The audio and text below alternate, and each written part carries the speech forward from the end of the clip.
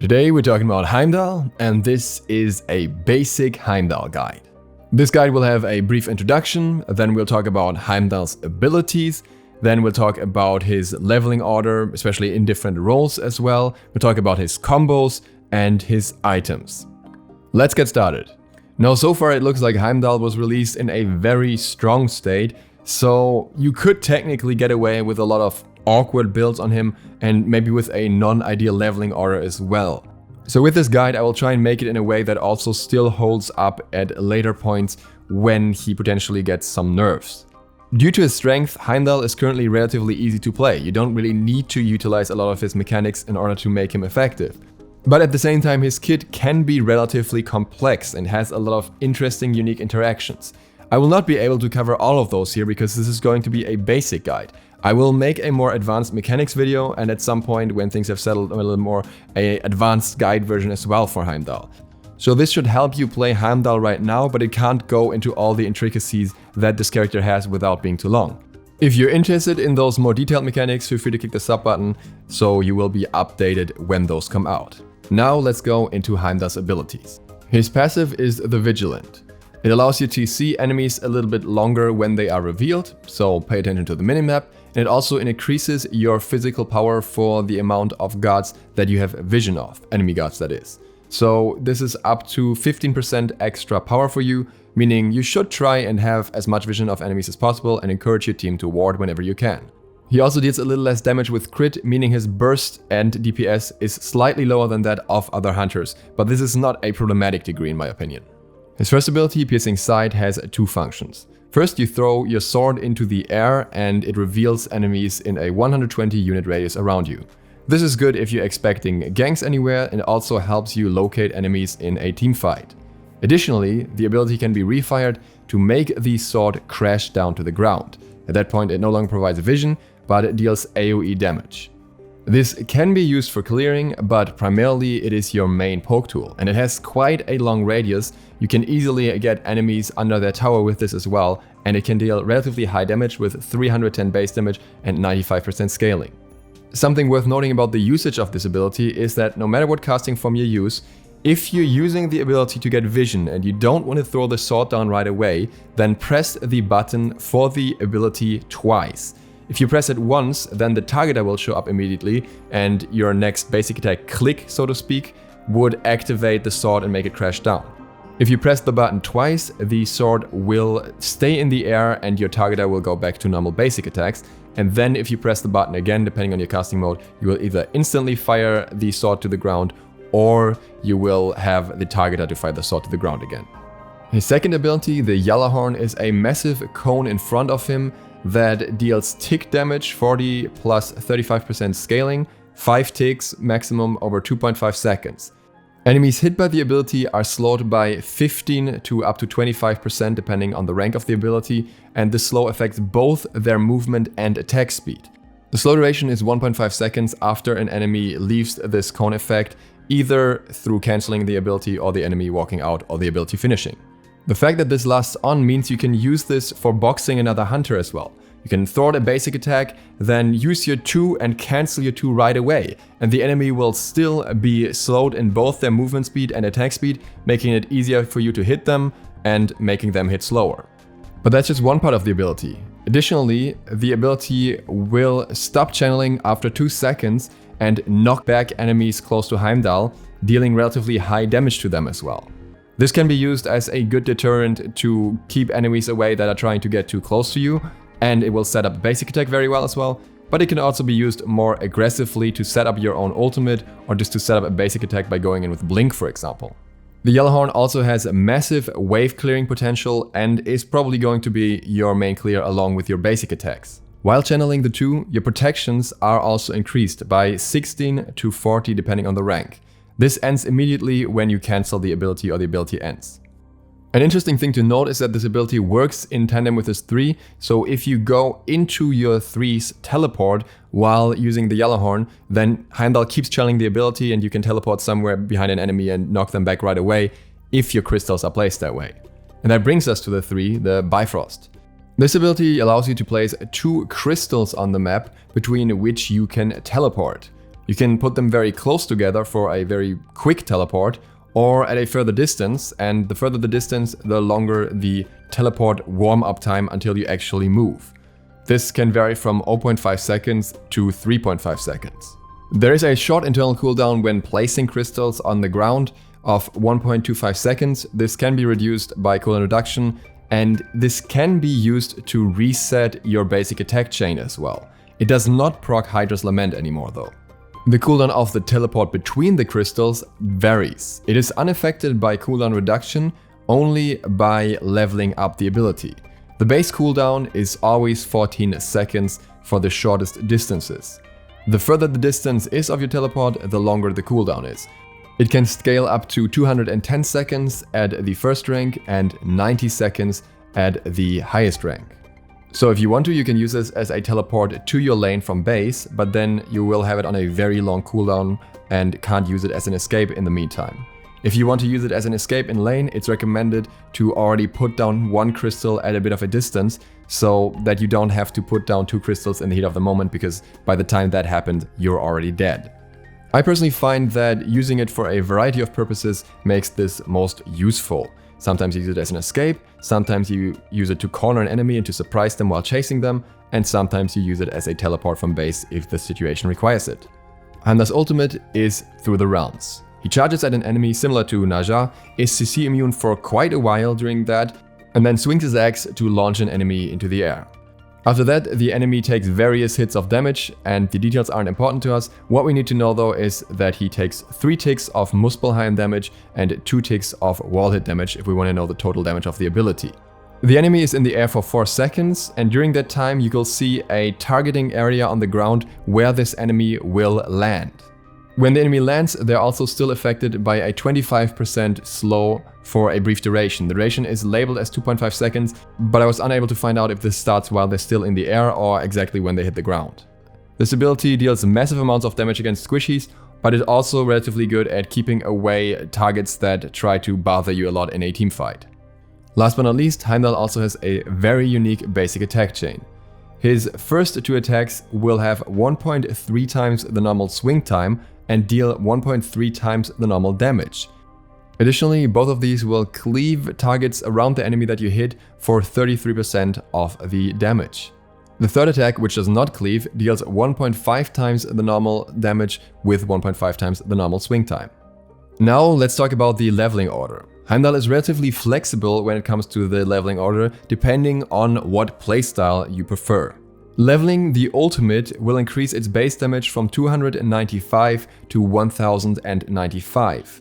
At the same time, the ultimate is a very risky ability to use and not necessarily always the most effective one. So there are situations where you could definitely argue that leveling the ult is not worth it, especially if you're playing a very squishy ADC build.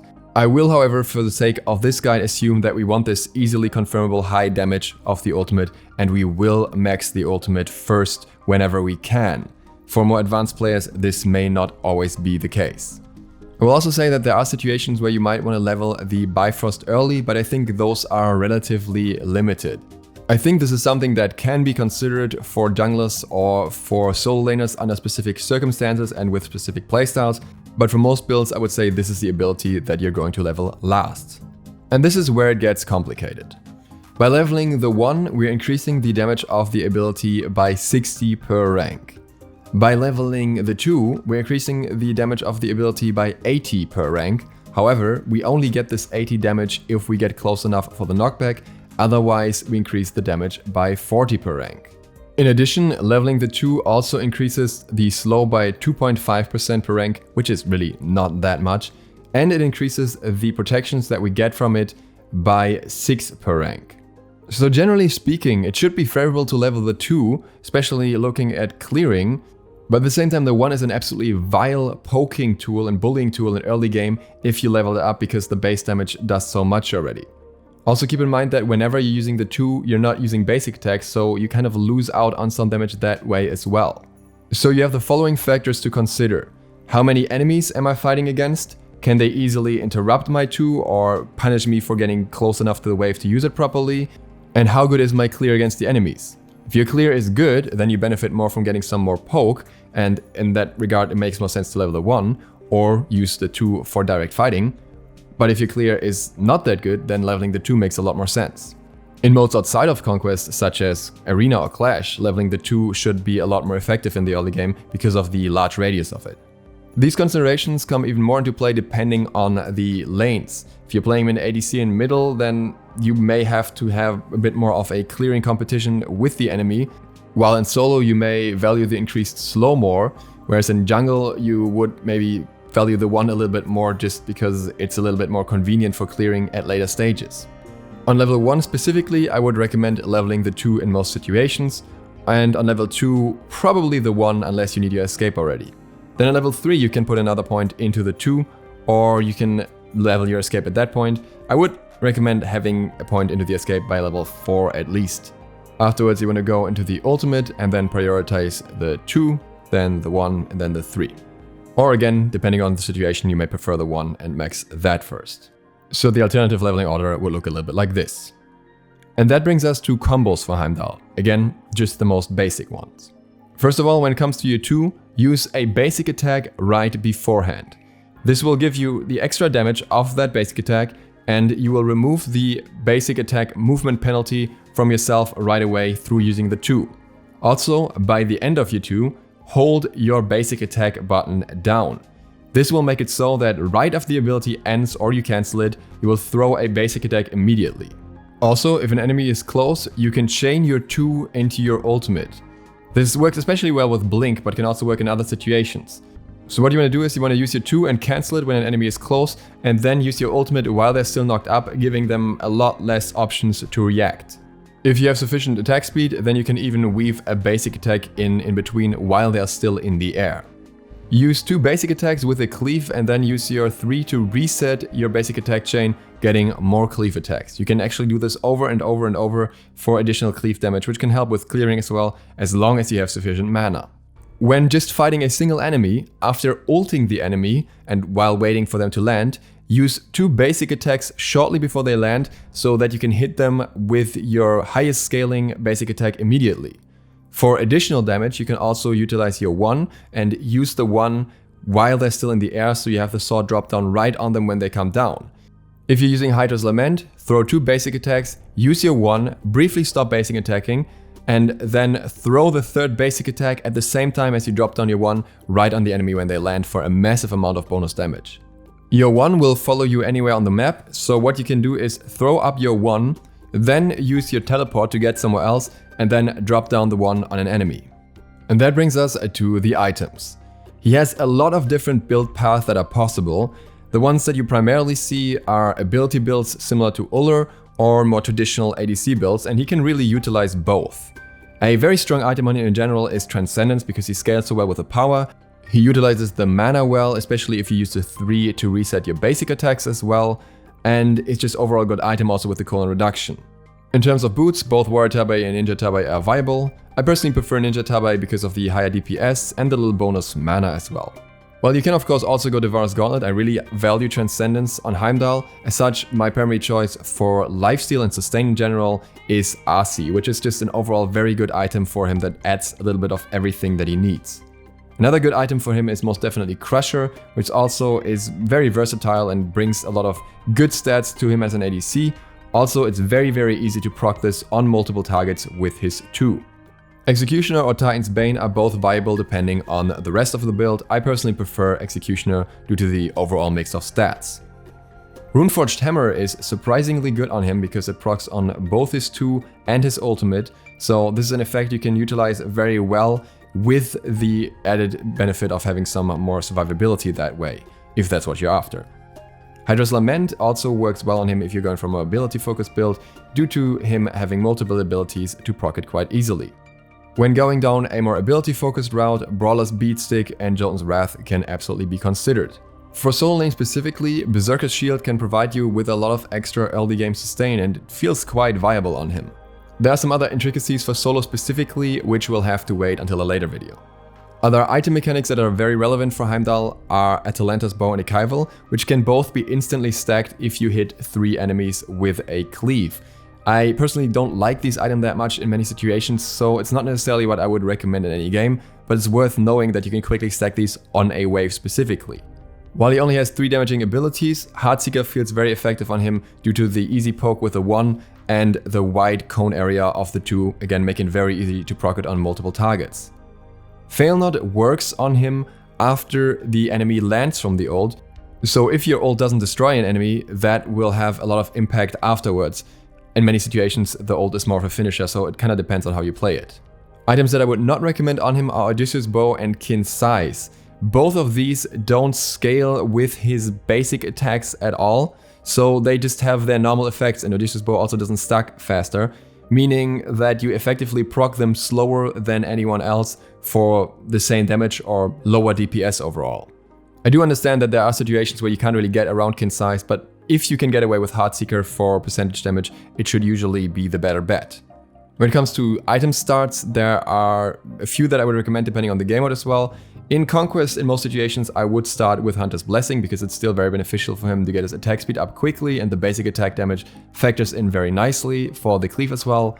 Alternatively, if you're going full ability style, then Tier 2 Transcendence Charged Morning Star is absolutely an option as well, and in modes outside of Conquest you can also, of course, consider Attacker's Blessing. For a full ability build, you could also argue for Mage's Blessing. Some example builds just to give you a quick overview of how this could work. If you're playing an ADC, you could for example run Transcendence, Ninja Tabe, RC, Crusher, Executioner, and then Heartseeker or Fail Not or Wind Demon depending on what kind of playstyle you're after. If you're going more ability based, you could go into Transcendence, Warrior Tabe, then Jotun's Wrath or Brawler Speedstick, Hydra's Lament, Heartseeker, and Titan's Bane, and then maybe put in Runeforged instead of your boots. You could also go for a crit build, starting with Transcendence, Ninja Tabe, RC, Executioner, and then finishing it off with a Wind Demon, which you can very easily proc on waves, or Fail Not if you're going a little bit more ability focused, and of course Deathbringer, which helps out with the amplifier of the crit that you lose a little bit of. For solo, you can throw in bruiser items like Breastplate of Valor, Blackthorn Hammer, Runeforged Hammer as needed. You can even consider Frostbound after that if you want to combine it with the effect of Runeforged Hammer, and again Berserker's Shield could be interesting. Void Shield doesn't work that well for him because it doesn't work during his ultimate. And that is the base guide for Heimdall. As you can see, there's a lot to talk about with this character, and again, we will go way more in depth than this, and this was already quite a lot, in the future, so feel free to click the sub button and maybe the bell to stay updated for that. Other than that, thank you guys very much for watching, and I hope to see you all for the next one tomorrow. DukeSloth, out.